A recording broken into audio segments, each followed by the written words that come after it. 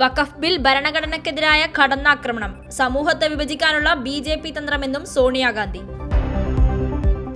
എമ്പുരാന്റെ റീസെൻസറിംഗ് രാജ്യത്തിനേറ്റ അപമാനമെന്ന് KC Venugopal.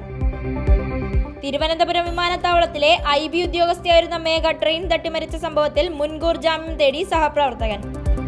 ഇറാനുമായുള്ള ഉരസലിനിടെ Indian മഹാസമുദ്രത്തിൽ ആണവ ബോംബറുകൾ വിന്യസിച്ച US.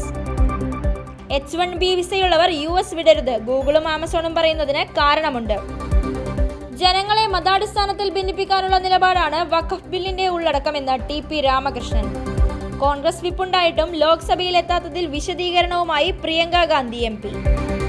വഖഫ് ബില്ലിലെ ചില വ്യവസ്ഥകളോട് യോജിപ്പെന്ന് Jose K Mani. Ajmal കസബിന്റെ സഹോദരൻ എന്നവകാശപ്പെട്ട് ബോംബ് ഭീഷണി, ഉത്തർപ്രദേശ് സ്വദേശി അറസ്റ്റിൽ. ഗസയിൽ ഒരൊറ്റ ദിനത്തിൽ കൊല്ലപ്പെട്ടത് 40-ലേറെ പേർ. UN ക്ലിനിക്കിലും ബോംബിട്ട് ഇസ്രായേൽ.